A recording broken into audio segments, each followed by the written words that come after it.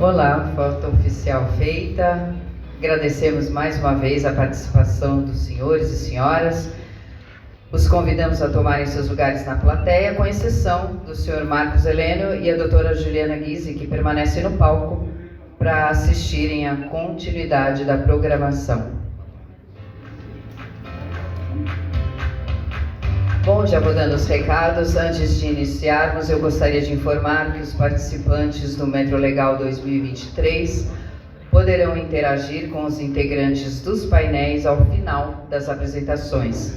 Para suas perguntas, sinalizando com a mão em sua poltrona, para que a assistente de palco entregue o microfone que vocês poderão fazer as suas perguntas. Após o intervalo do coffee break, teremos o painel 1 com a palestra em inglês.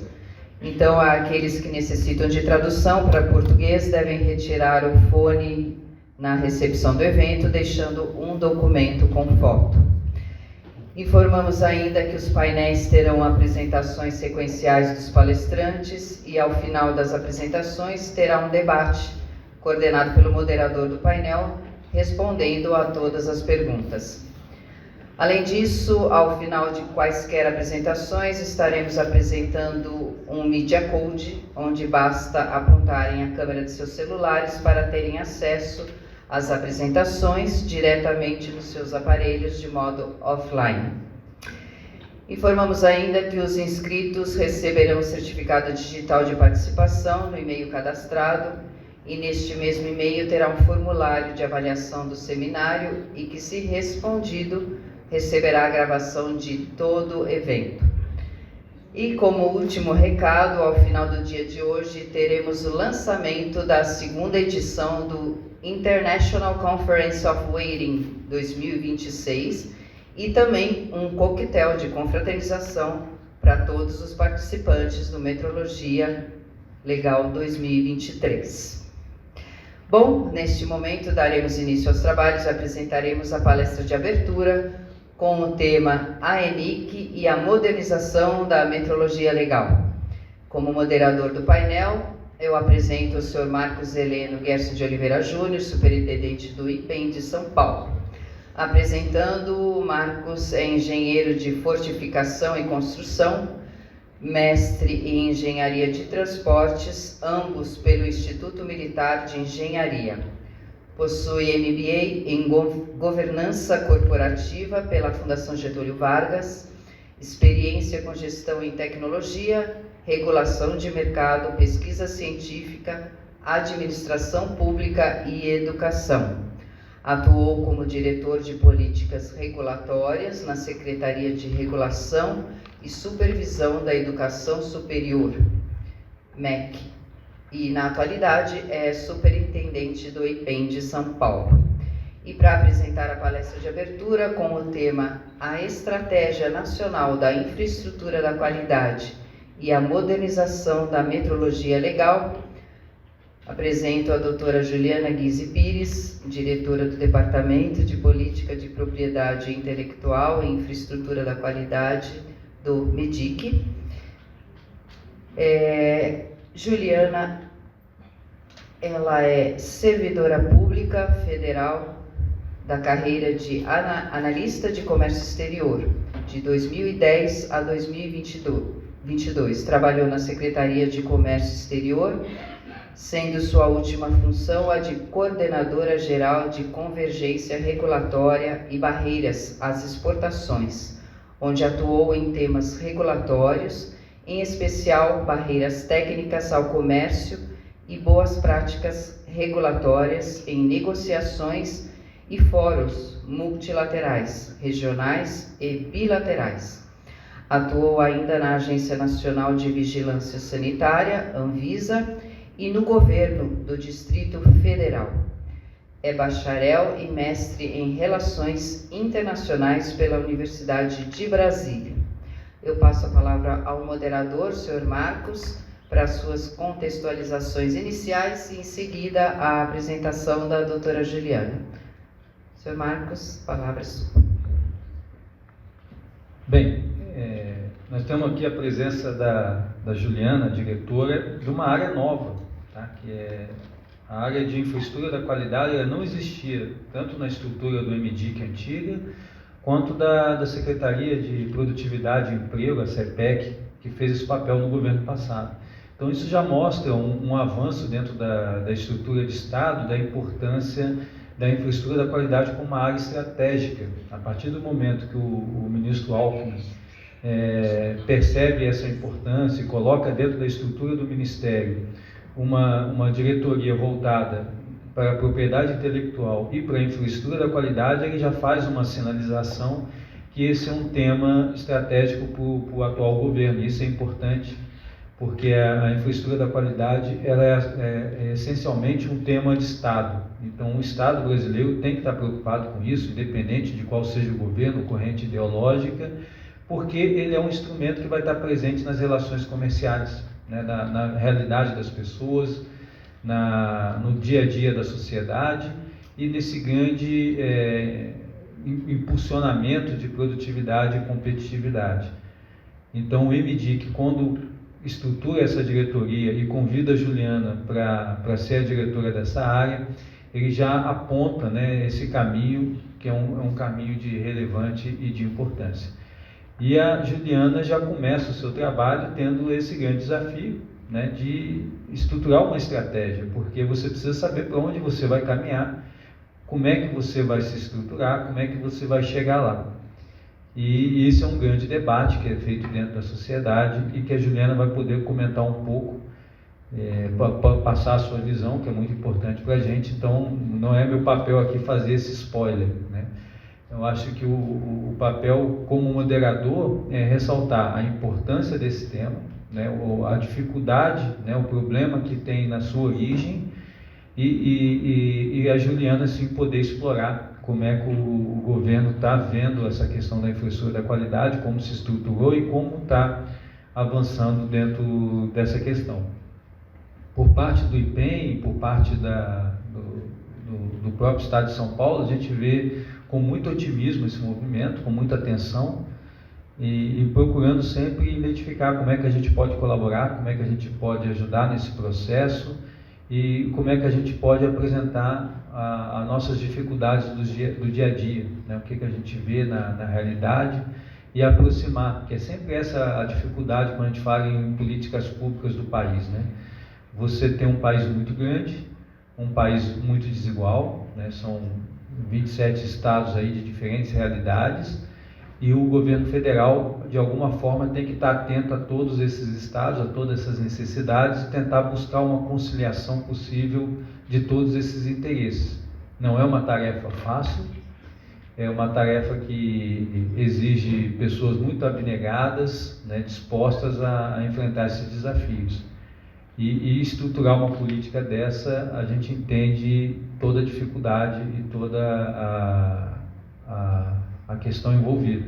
Então é com esse otimismo, né, de poder avançar, de poder contribuir, de poder colaborar e fazer uma construção conjunta de Estado, governo e municípios, que a gente observa esse grande movimento.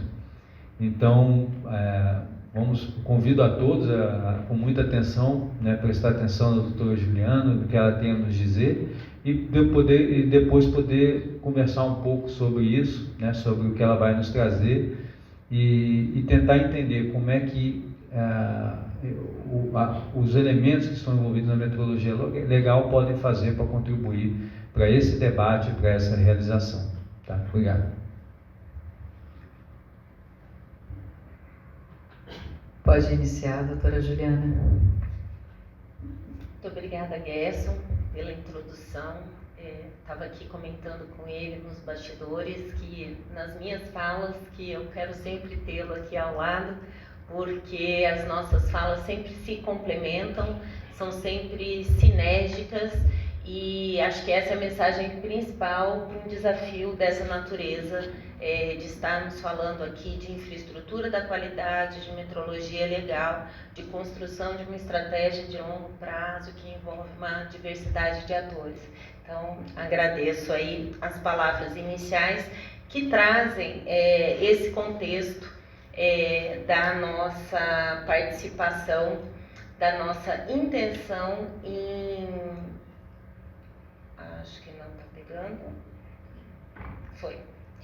Da nossa intenção aqui de compartilhar os esforços de formulação e posteriormente de implementação da Estratégia Nacional de Infraestrutura da Qualidade. Antes de começar a apresentação em si, eu queria aqui pegar carona já nas falas do Gerson, mas também algumas questões já mencionadas na sessão de abertura.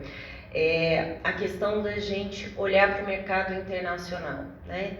Eu costumo dizer, e como vocês viram pelo meu currículo, eu tenho esse viés e experiência em comércio internacional, venho da área de comércio exterior, e o meu olhar nessa matéria sempre foi de abertura de mercados para o Brasil no exterior, mas também de lidar com as dificuldades de parceiros externos no mercado doméstico. E ao longo do tempo, a dificuldade é sempre comunicar que mercado é mercado, e cada vez mais isso é realidade. O mercado doméstico, o mercado internacional, eles estão cada vez mais interligados, e isso já há décadas, mas com a digitalização, a velocidade das transações hoje, ainda mais, e é por isso que a gente tem que ter um olhar macro quando a gente discute infraestrutura da qualidade. Então, esse é um ponto importante. Então, quando eu falo de sistema doméstico, eu falo também de olhar para o sistema internacional como um benchmark, mas também como um fórum para a nossa atuação ativa. Outra questão é termos a oportunidade de fazer as discussões como essas que nós teremos nesses 2 dias e trazer os elementos para, de fato, buscarmos os encaminhamentos possíveis. Talvez nem tudo possa ser atendido, mas é importante a gente ter esses insumos de quem está ali no dia a dia, na ponta, como vocês. Quando eu falo de IPEM São Paulo e do Fórum Paulista, eu falo de uma realidade. Quando eu falo de Brasil, eu falo de muitos Brasis, né? A gente tem as dificuldades relacionadas à regionalização, é um desafio a mais para um país continental como o nosso, mas que temos que levar em conta na construção de uma estratégia. Quando falamos de necessidades de modernização e necessidades de procedimentos operacionais, estamos falando sim de o que a gente pode fazer mais, melhor, com menor custo, com mais eficiência e com entregas efetivas para a indústria, para o setor produtivo, para os usuários em geral, aqui da metrologia, para o nosso consumidor, para o consumidor no mercado externo. Quando estamos falando aqui dessa visão de controle, custo, investimento, diferencial da competitividade, ritmo de mudanças, estamos falando exatamente do que foi levado em conta também na criação da Secretaria de Competitividade Política e Regulatória, que tem esses 2 eixos juntos que são fundamentais. Aqui, quando eu estou falando de infraestrutura da qualidade, eu estou falando aqui de um miolinho da governança, da estrutura regulatória, do arcabouço regulatório que nos move, que nos rege, que nos leva à necessidade de cumprimento, de investimento para cumprir aquele regramento e, consequentemente, nos leva a verificar esse cumprimento, fazer esse controle. Mas isso tudo, a infraestrutura da qualidade, nas suas diversas vertentes, elas não são um fim em si mesmo, elas são um meio para o desenvolvimento econômico e social, para a geração de emprego e renda, para a gente conseguir impulsionar a economia desse país realmente para onde a gente precisa, para onde a gente tem vocação e para onde a gente precisa incentivar para que um espaço seja ocupado. Aí a gente tem, e é esse quadrinho que a gente sempre usa, é um quadrinho da Unido, que fala, enfim, das várias camadas a que se refere a infraestrutura da qualidade, aqui numa visão de 3 elementos no eixo de metrologia, normalização e acreditação, e um anel a mais ali dos serviços de infraestrutura da qualidade, a questão de laboratórios, os ensaios, etc. Mas a calibração e a verificação que tem aqui uma correlação direta. Mas eu não posso deixar de colocar os dois elementos que a gente sempre fala, né? A parte da regulamentação em si e da vigilância de mercado. Por quê? Porque isso impacta tanto as empresas quanto os consumidores. E aí eu falo de conscientização, de sensibilização, de visibilidade, tantas coisas, né? Quando a gente começa esse quadrinho super didático aqui, comenta sobre esses ciclos, usa o quadro da Anvisa, da Unido, traz aqui a tradução, digamos assim, desse quadro para a nossa realidade, mostrando infraestrutura da qualidade como um sistema de fato, sendo permeado aí da questão das boas práticas regulatórias, olhando para a normalização, né, para a elaboração da norma técnica, e aí eu falando da norma técnica a internacional, que muito, né, é nossa fonte, mas também a norma técnica nacional, o regulamento técnico, e aí olhando para o Inmetro, mas para os diversos outros reguladores brasileiros também. A avaliação da conformidade, que é onde muitas vezes vem a reclamação sobre custos, né? Custos de adaptação, às vezes falta da infraestrutura necessária para o cumprimento da avaliação da conformidade. A acreditação, que é também uma base aí para essa confiança. Lá no finalzinho, né, mas não menos importante, a vigilância de mercado e a necessidade da gente refletir sobre que vigilância de mercado o Brasil deve adotar. Como a gente pode fazer essa vigilância de mercado com racionalização de custos, com maior eficiência, com atendimento dos objetivos, com responsabilização, flexibilização e simplificação de procedimentos também. E ali a metrologia, bom, tenho ali, claro, né, os IPENs como importante braço executor disso tudo, e a metrologia que está ali embaixo, mas não lá embaixo por ser menos importante, lá embaixo por permear absolutamente todas essas discussões que a gente tem em infraestrutura da qualidade. Eu me lembro com com a criação da secretaria, a nomeação da secretária e depois, né, o início aí da apresentação da proposta de se formular a ENIC, e quantas aulinhas a gente teve que dar, continua dando e ainda a gente dará para explicar o que é infraestrutura da qualidade e cada uma das caixinhas, o que isso significa. Metrologia, então, gente, a gente tem vários slides diferentes, para públicos diferentes, com exemplos diferentes. Já incomodamos o Marcelinho ali do Inmetro algumas vezes no início do ano. Para Marcelinho, como que a gente traduz isso para quem é mais leigo, para trazer mais perto? É uma dificuldade. Por mais que esteja presente na vida de todo mundo, é uma dificuldade. Mas não é porque é uma dificuldade que a gente vai desanimar. A gente vai trazer, vai aproveitar cada momento, vai traduzir isso quantas vezes for necessário, na linguagem que for necessário, para que isso chegue ao usuário do sistema de infraestrutura da qualidade, para que isso chegue no consumidor brasileiro também, para que isso chegue no formulador de políticas públicas. Eu estive numa audiência pública no Congresso agora recentemente, e a primeira coisa foi explicar isso. A gente precisa também que os nossos legisladores saibam que é isso. A gente é um mundinho muito nosso, somos todos muito apaixonados aqui. Eu vejo aqui o tom em cada uma das falas, o brilho no olhar, mas a gente precisa mostrar a relevância de tudo isso para todos. É também o nosso papel. Bom, feita essa introdução em que já falamos, né, de confiança, de necessidade de rastreabilidade, necessidade de modernização, necessidade de atender os usuários, eu entro aqui já o que nos levou a propor a construção de uma estratégia nacional de infraestrutura da qualidade. A primeira coisa foi falta de uma visão estratégica para a infraestrutura da qualidade.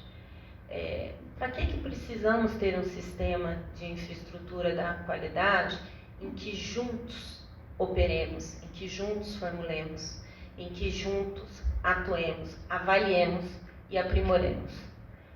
Porque a gente precisa ter essa visão estratégica para evitar sombreamento, duplicação, otimizar a utilização de recursos, racionalizar os procedimentos, porque senão o que a gente um diagnóstico muito preliminar.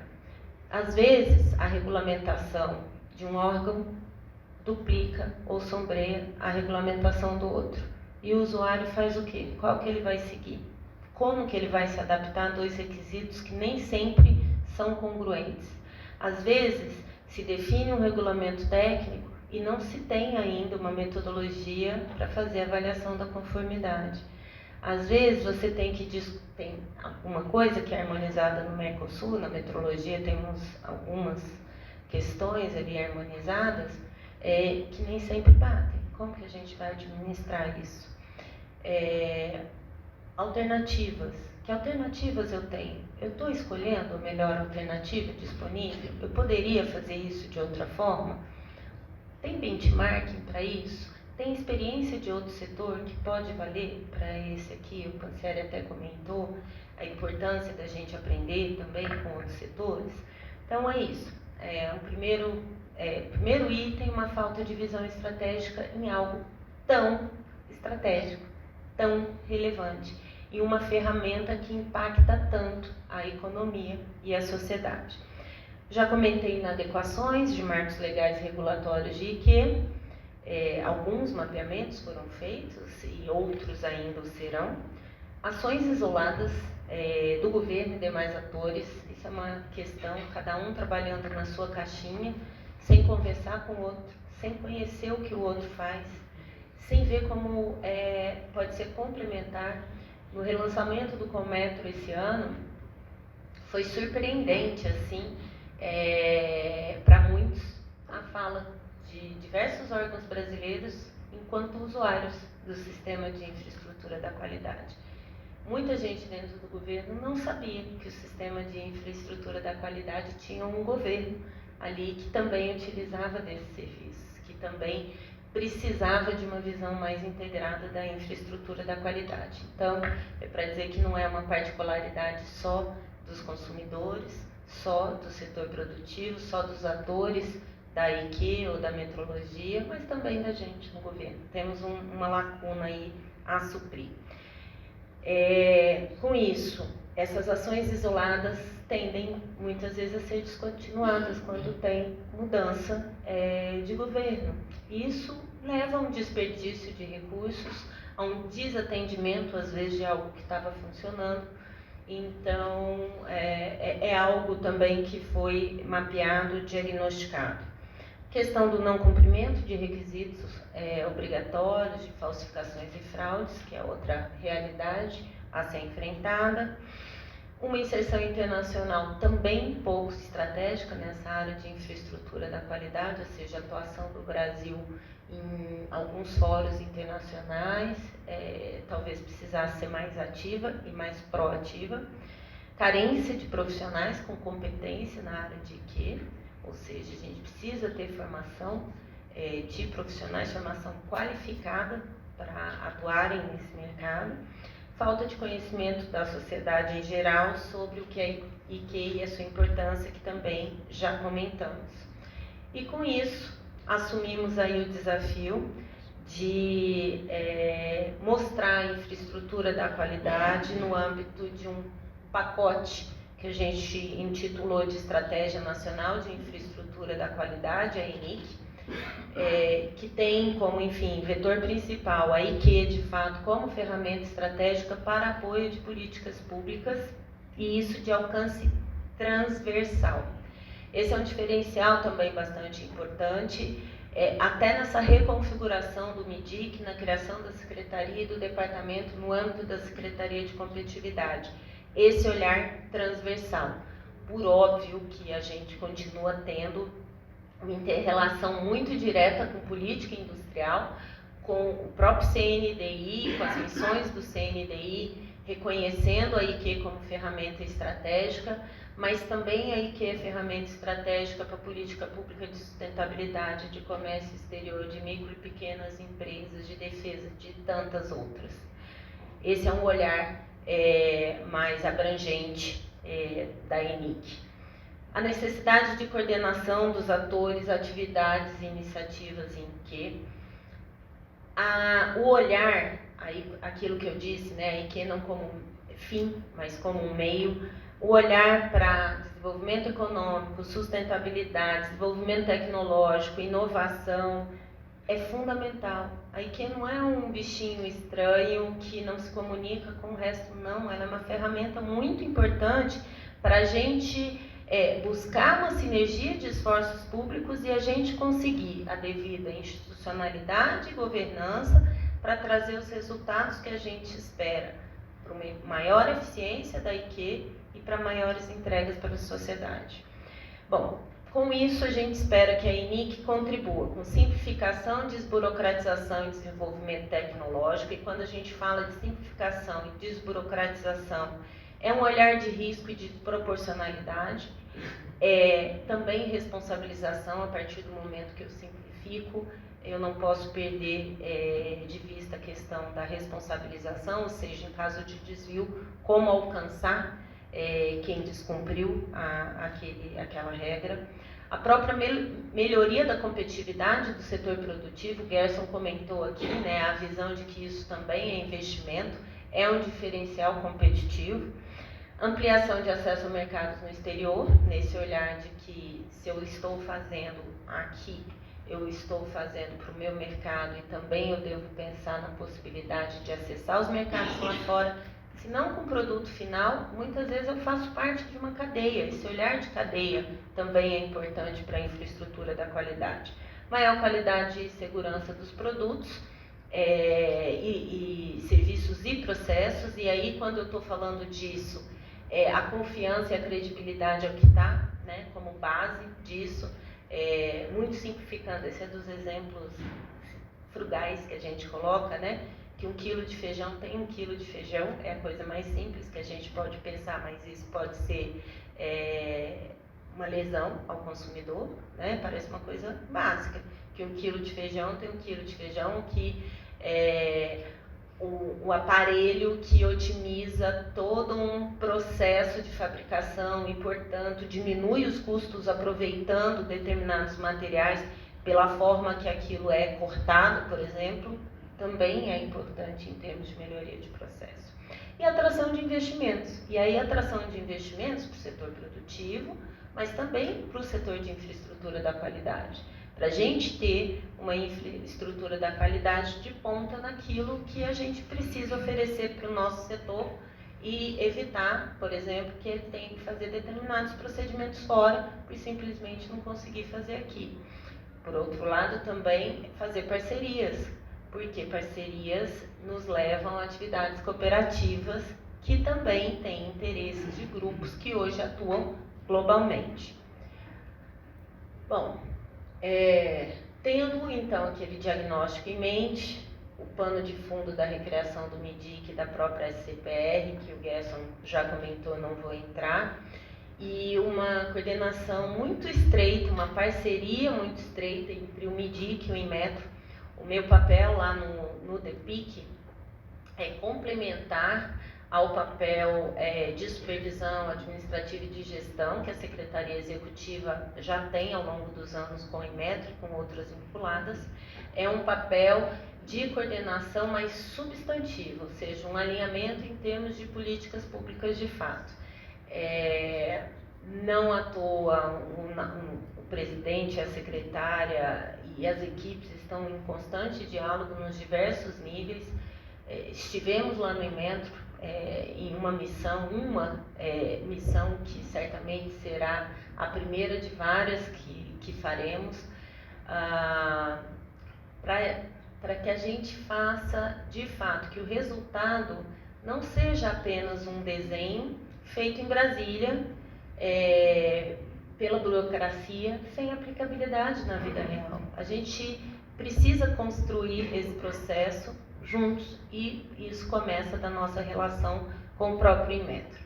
Ampliando esse escopo, a reativação do Cometro, que eu já comentei aqui, importantíssimo, até para a gente poder dar o pontapé inicial na elaboração da ENIC, com a criação de um grupo específico que traz os membros do Cometro e outros atores relevantes, tanto da sociedade civil como também do governo, e o uso de ferramentas de participação social para contribuir nesse processo. Especificamente sobre a questão da participação social, nós fizemos uma tomada pública de subsídios recentemente encerradas, tivemos aí 42 contribuições e tivemos questionários mais específicos aos membros do próprio CETIC. A equipe técnica está consolidando todas essas contribuições para que a gente possa seguir aí com outras atividades também, utilizando participação social e conversas intragoverno, para os resultados que a gente começa a entregar em 2024. A ideia é que a gente conclua a formulação da ENIC até o final de 2024, mas já iniciando o seu primeiro plano de ação. Quando eu falo na tomada pública de subsídios, e a gente fala em 42 respondentes, parece pouco, mas são respondentes qualificados. Então, isso também é importante. Significa que a gente está feliz com esse resultado? Estamos, mas ainda faremos mais e precisamos da divulgação e do engajamento dos senhores em quaisquer dessas oportunidades. É assim que a gente consegue colher esses insumos e levar a debates, a discussões que vão dar os contornos da própria ENIC.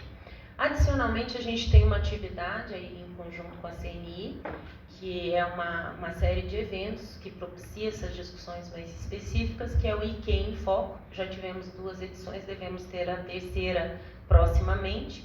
A primeira foi geral sobre a ENIC, a segunda sobre a infraestrutura da qualidade na era digital, e a terceira deve ser aplicada às missões do CNDI, que imagino que os senhores já saibam, mas são 6 missões ligadas à saúde, segurança e defesa, agroindústria, a infraestrutura, moradia, sustentabilidade.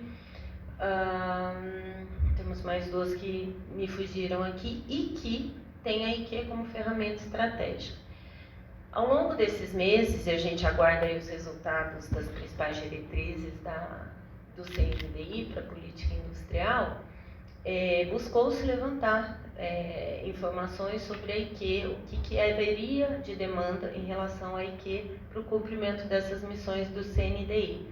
Já houve ali algum mapeamento, mas ainda um pouco tímido, e por isso que a gente sentiu necessidade de fazer um IQ em Foco aí mais dedicado a essa parte das missões, e esperamos contar aí com os diversos atores, inclusive vocês aí nessas discussões, porque quando a gente vai ter a oportunidade de talvez materializar um pouco mais esse conceito de que, enquanto ferramenta estratégica para a política industrial, mostrar, bom, para essa missão a IQ pode contribuir com isso, isso, isso. Para essa missão, a IQ talvez precisasse pensar nesse aspecto para que a gente consiga atender. Então, chama todos aí a atenção para esse ponto que é fundamental e igualmente estratégico.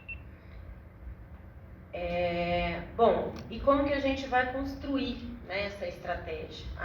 Nós já temos uma estratégia nacional de propriedade intelectual que tem os eixos, como que nós vamos trabalhar com a ENIC em termos de marcos legais e regulatórios, infraestrutura física e digital, compliance e integridade, inovação e visão de futuro, inserção do Brasil, inserção global, né, no sistema internacional, capacitação e sensibilização e conscientização, governança e fortalecimento institucional. Esses são os eixos que devem permear aí os 5 planos de ação bienais que a gente deve construir em conjunto e lançar no final de 2024. Porque o olhar do longo prazo, porque a gente sabe que há necessidade de continuidade, que há pontos que a gente ainda não tem a devida maturidade e que há outros que a gente precisa pensar realmente em como a gente vai evoluir ao longo desses 10 anos. Mais especificamente aqui, na questão de metrologia, em termos assim, de principais interfaces, mas não únicas, e eu sei que nas diversas apresentações aqui teremos outros elementos aportados, questão do fortalecimento da governança e do próprio sistema de metrologia legal no país, questões relacionadas sim à simplificação e desburocratização, declaração da conformidade, transformação digital e modernização do controle metrológico e a visão de acesso a mercados. E aqui, para encerrar, a gente sabe, por exemplo, das discussões em relação ao cronotacógrafo 4.0, a gente recebeu na própria reunião do Conmetro, pessoal de agências reguladores, conversando com a gente, a ANEEL, por exemplo, a questão de pesagem dinâmica nas estradas, a questão de portos, porque isso é infraestrutura e é competitividade também para a gente, sempre com esse olhar, né, o olhar de risco, de proporcionalidade, de uso das ferramentas digitais, de controles à distância, que alternativas a gente tem para racionalizar os custos. São alguns dos aspectos aí de metrologia legal que inclusive vocês vão abordar no decorrer dos 2 dias aí de evento e que temos nós lá na SCPR grandes expectativas de uma participação ativa e de um eixo ali, não um dos 6 eixos ali, mas um dos pilares de metrologia legal bastante refletido na futura Estratégia Nacional de Infraestrutura da Qualidade. Obrigada. Agradecemos a doutora Juliana pela apresentação. Eu passo a palavra novamente ao moderador, senhor Marcos Heleno, para as considerações finais e abrir para as perguntas da plateia.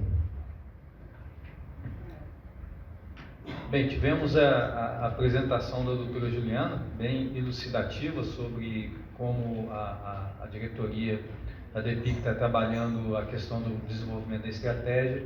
Eu acho até bem interessante o background da Juliana, porque como ela trabalhou a vida toda no comércio internacional, né, Juliana, e trabalhou particularmente na questão de convergência regulatória, ela traz elementos e conhecimentos que muitas vezes quem está dentro da infraestrutura da qualidade não tem total clareza.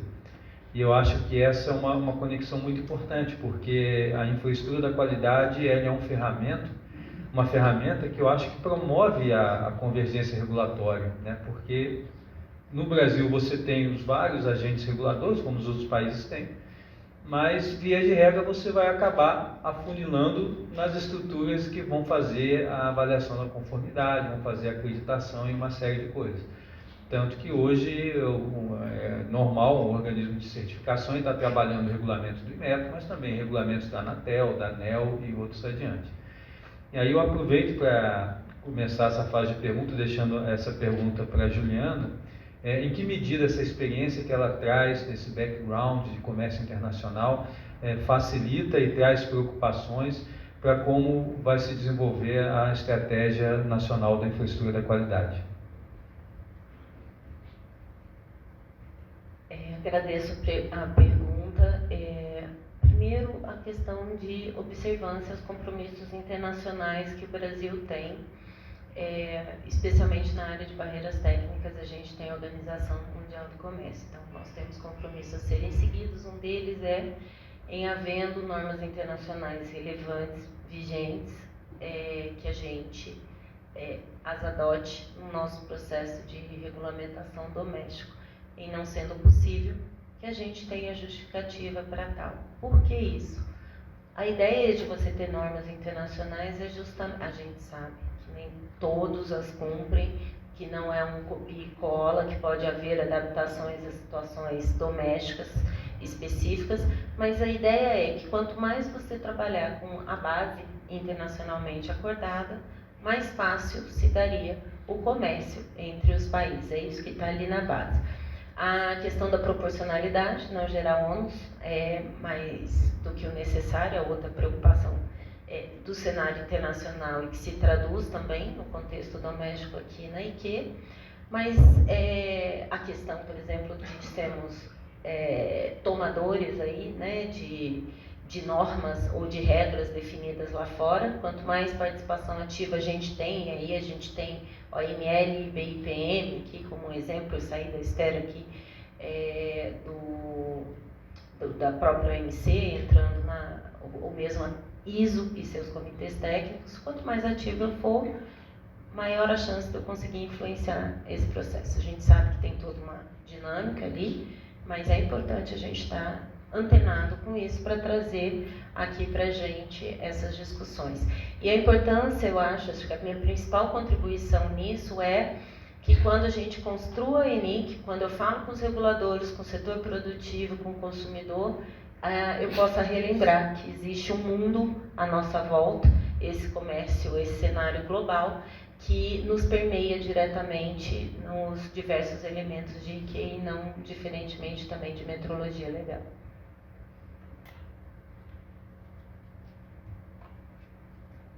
Podemos abrir para perguntas, né? Vamos lá, vamos abrir para perguntas e não se esqueçam de acessar o Media Code para captar a apresentação da doutora Juliana nos celulares. Vamos lá, quem tem alguma pergunta, tem o microfone na cadeira mesmo, é só ligar. Ali temos um. Juliana, eu gostaria que você falasse um pouco sobre o papel da Rede Brasileira de Metrologia Legal no processo de fortalecimento da infraestrutura da qualidade brasileira. É de suma importância porque é um caminho que nós temos percorrido, o fortalecimento dessas atividades em todo o país. Obrigada. Com certeza, as contribuições de todos vindas pela rede ou em discussões que a rede pode provocar são fundamentais. Mas o eixo de capacitação, os braços para fazer essa capacitação que a rede também tem, prestação de serviços, e muito pode contribuir para a difusão dos nossos objetivos em termos de infraestrutura e também a infraestrutura, eu digo infraestrutura física e digital para oferecer em termos de serviços metrológicos e em termos de sensibilização e capacitação também. A gente sabe que é importante que a gente tenha profissionais qualificados para lidar com a metrologia, com as particularidades da metrologia legal, com os cuidados que isso tem e com a melhoria da prestação de serviços, inclusive para a gente poder fazer vigilância de mercado como um exemplo aqui. Então, acho que a capilaridade que a rede pode ter também, o alcance aos diversos atores, é outro fator que eu poderia indicar como relevante. Hoje a gente tem, como foi dito, né, a rede aqui em São Paulo, rede em Minas e no Rio Grande do Sul, já tivemos em outros estados. Nessa nossa discussão, enfim, de fortalecimento e governança, eu acho que valeria refletir também, imagino que o próprio IPEM no Fórum Paulista esteja, digamos, bebendo aí da benesse de ter uma remesp aqui, que os outros estados, especificamente os estados que estão um pouco mais distantes desse nosso centro e que têm também as suas fragilidades e necessidades, que reflitam sobre o eventual efeito positivo de fazer ressurgir suas redes, se não necessariamente no próprio estado, talvez um caráter regional, alternativas a serem exploradas como um fator a mais aí para divulgação e prestação de serviços. Bom dia. Mais algum ali? Bom dia, Juliana. Eu reparei ali no slide sobre a metrologia legal, que foi falado sobre simplificação e burocratização, né? O uso da declaração da conformidade. O que eu estranhei não ter nada a respeito do fortalecimento da vigilância de mercado, porque essa simplificação do pré-mercado né, gera uma necessidade de você intensificar a vigilância. Como é que isso está sendo tratado? Perfeito, obrigada. Eu até acrescentei na minha fala quando eu falei de responsabilização, né? Quando a gente, óbvio, isso até na área internacional, né? A gente quando negocia temas relacionados a iniciativas facilitadoras de comércio, muito se diz sobre o que pode simplificar, o que pode desburocratizar. E como a gente tem, né, um sistema muito calcado ainda no pré-mercado, e surgem as propostas, né, de uma vigilância de pós-mercado, com uma flexibilização do pré-mercado, o primeiro ponto que a gente traz é esse, tá bem, mas vamos olhar a questão da responsabilização. Como é que a gente vai alcançar em caso de desvio? Porque você não pode simplificar de um lado sem ter, de fato, um fortalecimento ali no pós-mercado. É um ponto que, ainda que não estivesse ali colocado, é premente em qualquer discussão que a gente tenha sobre modelos de pré e pós-mercado. Isso, em benchmark internacional, a gente vê muito, né? A gente, no ano passado e no anterior, a gente teve a oportunidade de fazer alguns diálogos com o Canadá, com os Estados Unidos, e era muito isso, tá bom, não, eu já entendi que aqui é mais simples, mas como é o seu sistema de responsabilização? Ainda enquanto CSEX, em uma parceria com a CPEC, a gente colocava isso de forma bastante clara, até pela parceria, a necessidade de maior engajamento da Senacom, em discussões de como a gente poderia aprimorar, até mesmo, a gente imagina, marcos legais, para que a gente possa ter a responsabilização devidamente atrelada. Vamos construir juntos, aceitamos sugestões e aportes aí no decorrer desse eixo que é fundamental. Aí eu aproveito para fazer um comentário também. Quando a gente vê a estrutura dos IPENs, e a gente fala da estrutura de pré-mercado, de verificações e fiscalização, normalmente é a mesma pessoa.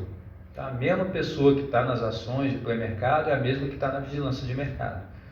Então, uma parte até da resposta é à medida que você também simplifica a participação nas verificações de pré-mercado, você libera recursos para trabalhar na fiscalização, recursos dos próprios IPENs e do sistema. Então, fazer esse mecanismo de forma responsável que é o grande desafio.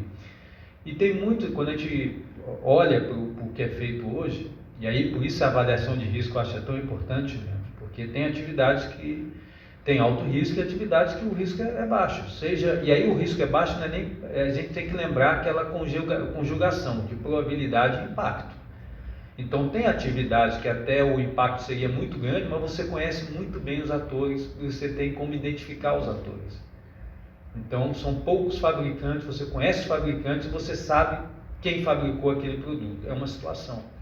E às vezes o outro risco é até mais baixo, mas é muito pulverizado, tem uma quantidade de fabricantes absurda e depois fica difícil identificar quem é que fabricou aquele elemento. Então você tem que conjugar isso para poder trabalhar o pré-mercado. Mas existem algumas realidades, como foi colocado pelo Pancieri e a própria Juliana, que também nós não podemos ser um entrave no desenvolvimento. E o que estava acontecendo? Em alguns segmentos e alguns instrumentos, praticamente a indústria estava sendo limitada pela capacidade que o IPEN tinha de fazer verificação. Então, cito o exemplo aqui da questão de caminhões-tanque, vagões-tanque, que a partir do momento que permitiu a verificação inicial ser feita por autoverificação, teve indústria que duplicou a linha de produção, da noite para o dia. Ou seja, estava sendo limitada a sua produção, gerando consequências na sociedade, porque tinha que ter um agente do IPEN lá dentro, fazendo a verificação, e teria que ter um segundo, e não tinha condições de colocar um segundo. E, no caso de vagões, você sabe quem fabricou, você sabe de onde veio, você tem como monitorar isso com extrema facilidade. Então, são essas coisas que nós temos que estar pensando para que possa ser realmente a infraestrutura da qualidade um fator de desenvolvimento e de impulsionamento, e não muitas vezes uma limitação. Eu lembro que numa visita numa fábrica esse ano, alguém comentou comigo que era muito difícil, era uma empresa que tinha uma matriz no exterior. Era muito difícil explicar para a matriz que o que regulava a capacidade produtiva dela era um fiscal do Estado estar presente para poder fazer verificação de qualidade. É isso que a gente tem que evitar a todo custo, né? A gente não pode ser um entrave, por mais importante que seja a atividade, mas a preocupação do colega é a mesma que eu tinha lá no Inmetro, e se eu facilito o pré-mercado, eu vou precisar de fortalecer o pós-mercado. Como é que faz isso? E aí tem que pensar por todas as dimensões, de pessoas, tecnologia, informação, modernidade, porque não vai ser multiplicando pessoas que vai se resolver esse tipo de problema. Os processos hoje são cada vez mais exponenciais e não vai ser soluções lineares que vai resolver. Bom, mais alguma pergunta? Aqui. Bom, meu nome é Cacá Andrade, sou diretor-presidente do órgão delegado de Sergipe, sou vice-presidente da NODE também. Eu fico feliz aqui com essa aproximação do Inmetro com o MIDIC, né? Isso é fundamental, até para que a gente una esforços. O sistema Inmetro, a rede, passou nos últimos anos por momentos extremamente críticos, né, vexatórios em determinadas situações, por problemas financeiros, né? Então ainda teve Covid, então nós deixamos o mercado totalmente não vigiado, e existe uma demanda reprimida e muito grande que a gente até agora não tem conseguido, que a gente espera que essa aproximação efetivamente ela produza os resultados necessários. Falou-se também aqui da divulgação, que nós não somos muito vistos, né? E lá no sertão a gente diz que moça que não aparece na janela não arranja namorado, e a gente como Inmetro não temos aparecido muito, né, na mídia, para que a gente possa fazer com que a sociedade se aproprie da importância do Inmetro. O Inmetro, as ações do Inmetro, elas estão no dia a dia. Para onde você olhar, tem Inmetro.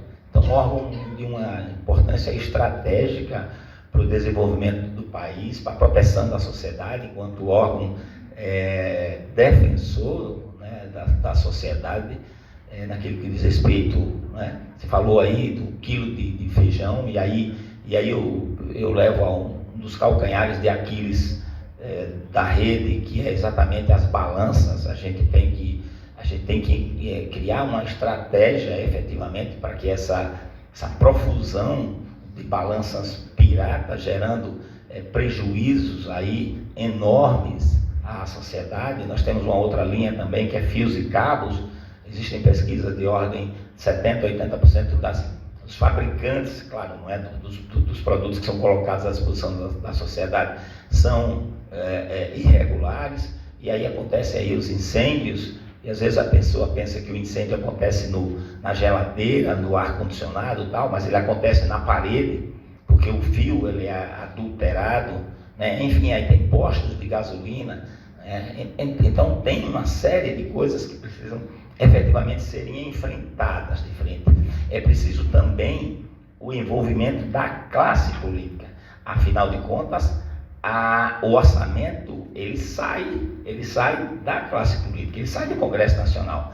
Ele é originado no Poder Executivo, mas as decisões acontecem no Congresso Nacional. Então é preciso que a gente também se aproxime da classe política para que eles também se apropriem da importância desse órgão, para que nós possamos efetivamente defender a sociedade, cumprir o nosso papel, né, de defesa da sociedade, de defesa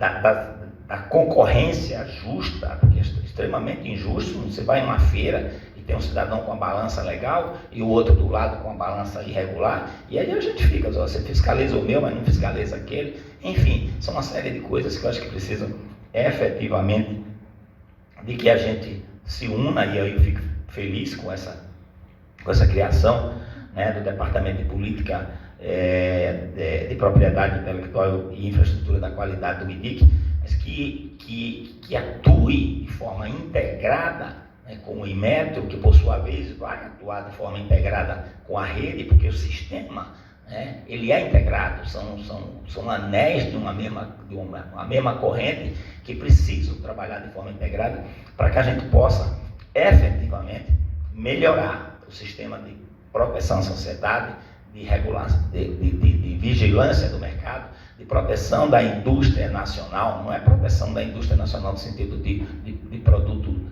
de má qualidade, não, mas é de não concorrer com produtos que são pirateados aí, lançados no mercado, gerando empregos fora, gerando desemprego no nosso país. Então, eu espero que esse momento que a gente está passando, claro que é um momento de construção, nós estamos no início do governo, mas eu espero que avance bastante e que esses pilares aí que a gente falou, a sociedade tem que conhecer a importância do Inmetro para o seu dia a dia. A classe política tem que conhecer isso também, para que elas se apropriem disso e sejam defensores e não demandados por nós. Nós passamos alguns anos aí de pires na mão, literalmente, correndo no Congresso Nacional, cada uma pessoa de nós que tinha um acesso a um deputado, a um senador, mas era coisa de ordem pessoal, pelo amor de Deus, coloca aí algum recurso.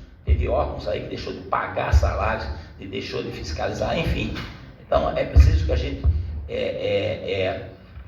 crie essa rede de união para que a gente possa entregar à sociedade o papel que o Inmetro tem, pela importância que tem para a nossa sociedade. Então, são essas colocações, não sei se são perguntas, mas são mais colocações que geram, talvez, pela senhora aí, alguns comentários, pelo próprio Gerson, que passou também lá pela presidência do Inmetro.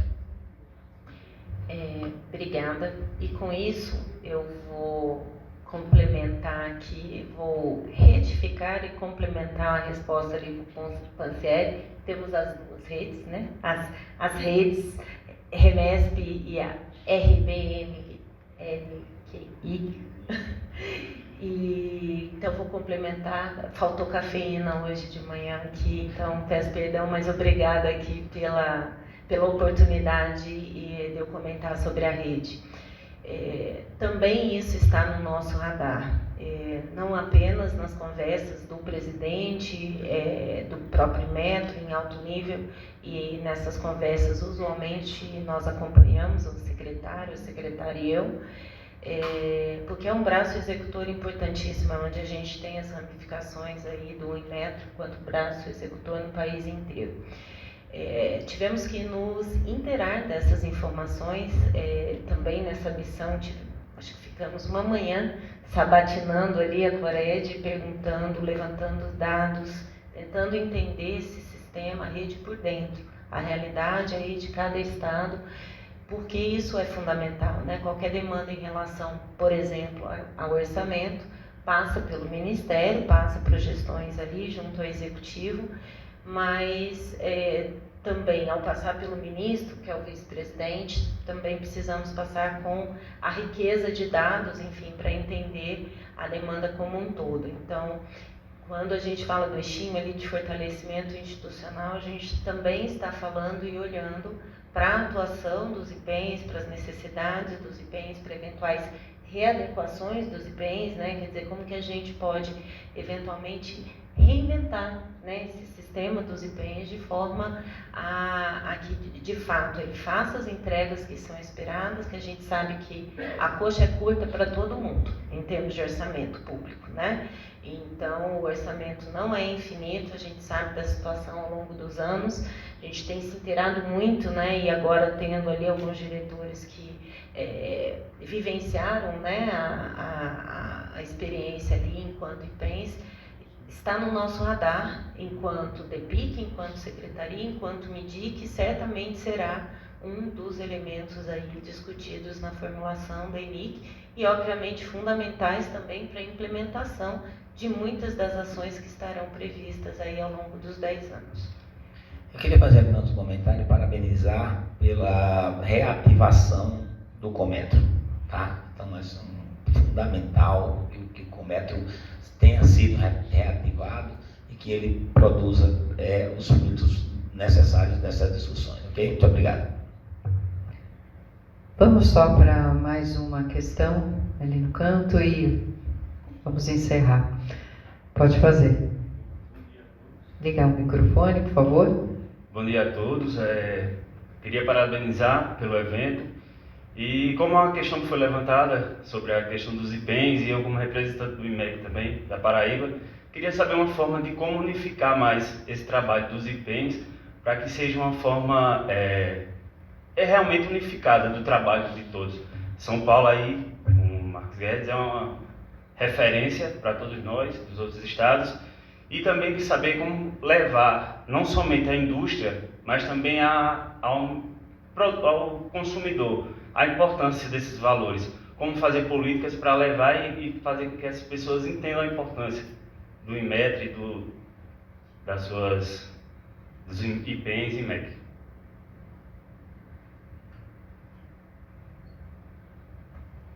Vamos colher sugestões, discutir, temos algumas ideias nossas, mas a gente vai discutir e, de novo, quando eu falo, não é retórico, quando a gente fala que a gente vai construir isso de uma forma colaborativa, né? No caso específico dos IPENs, e aí tem a Cored ali que faz a coordenação da relação, né, do Inmetro com toda a rede, o próprio presidente e a diretoria em relação à definição das suas prioridades ali, e o reflexo que essa rede vai ter das definições ali da ENIC, né? Então, eu não diria nem que seria uma discussão específica sobre a rede, e por isso vocês devem ter notado, né? Os eixos da ENIC, eles não são os eixos das caixinhas do sistema de infraestrutura da qualidade ou das caixinhas, por exemplo, do Inmetro ou de algum outro regulador. Ela trabalha em eixos temáticos porque os atores são os mais diversos e perpassam ali aquela discussão.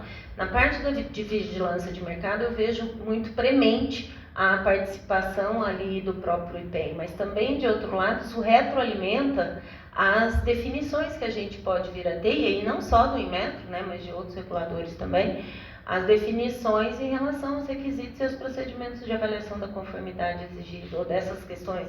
E aí você comentou a questão de balanço, eu trago outro elemento, as dificuldades em relação à vigilância daquilo que vem de comércio eletrônico, é um desafio mundial, não é só do Brasil, não é uma peculiaridade do Brasil, mas como trabalhar com isso? Então, não definimos ainda com o Inmetro como que a gente vai fazer a interlocução com os IPENs, acho que vai depender ainda de uma conversa com o próprio presidente, de ver como que a gente faz essa articulação, mas vai ser fundamental. Haverá essa participação, a gente quer ouvir a contribuição de vocês e a gente quer construir sim junto. Se vai ser via Cored, via presidência, se a gente vai fazer uma atividade específica, nós vamos desenhar aí junto com o Inmetro, porque a gente sabe que ali temos muitas informações a colher, temos muitas situações diferentes dentro desse país, e para que a gente consiga ter uma vigilância de mercado eficiente, a gente vai ter que fazer esse diálogo aí conjunto com vocês. Então, eu sei que aqui o Gerson em São Paulo tem uma situação